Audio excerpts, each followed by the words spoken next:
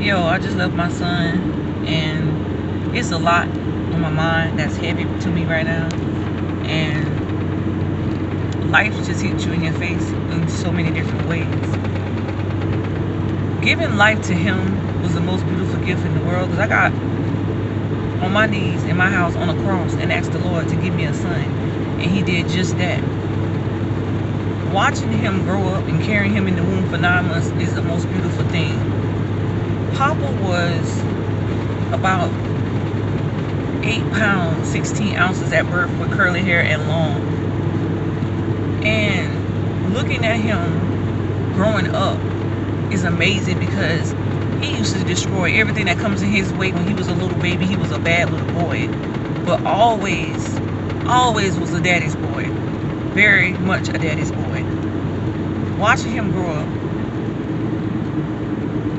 is a big challenge because raising a teenage boy now is more different than raising a baby boy.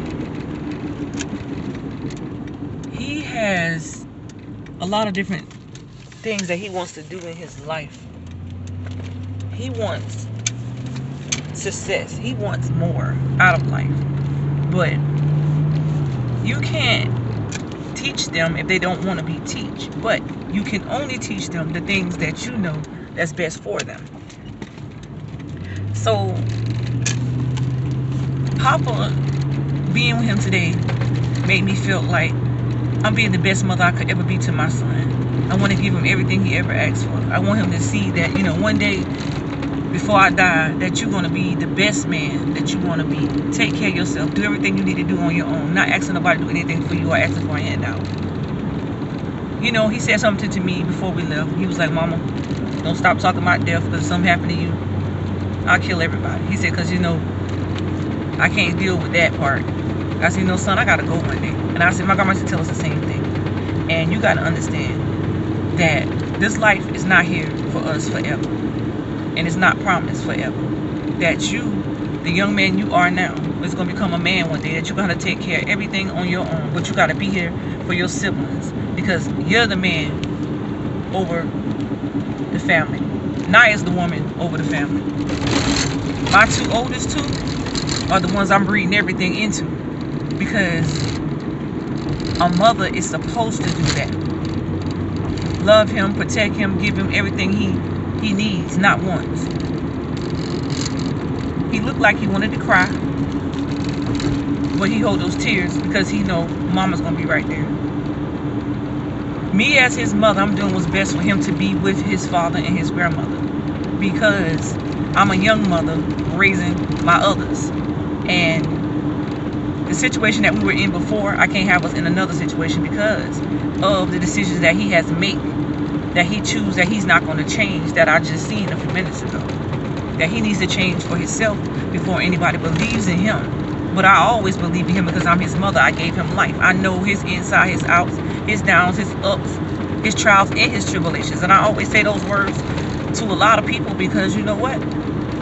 You know your child better than anybody else does. Because for one, you carry them in the womb for 9 months, you push them out, and you watch them grow up. They had to crawl before they walked. He cried on my shoulders.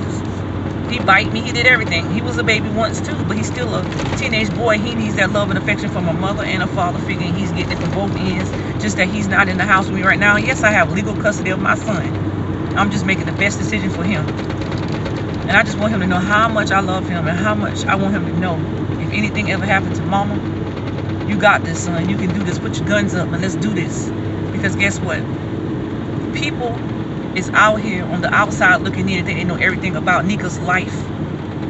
But you don't know nothing about my life. Because guess what? It's family over everything. And I'm going to stand up for all 9 of mine, even the one in the womb. Because guess what? I'll never be a bad mother. I'll never be a mother to decline my children or treat them like a piece of shit. Like they ain't nothing. Like I ain't never had a real mother. I had a grandmother. The definition of a real mother is my grandmother. Period. Nobody can't say, oh, well, Nika this, Nika that.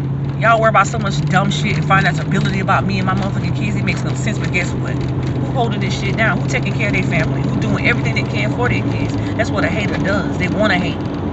But at the end of the day, to my son, from your mother, I love you to death, do us part. I won't let nobody get in your way. I won't let nobody take you away from me. So I'm going to protect you as much as I can to keep you with your grandma and your daddy until I feel like it is time for you to come back home. Until then, this message is for you. I love you, son. You stay strong. You got this. You got this. Let your past be your past. Put your future in front of you.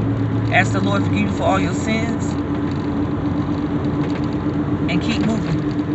You a young boy in a young boy's mind.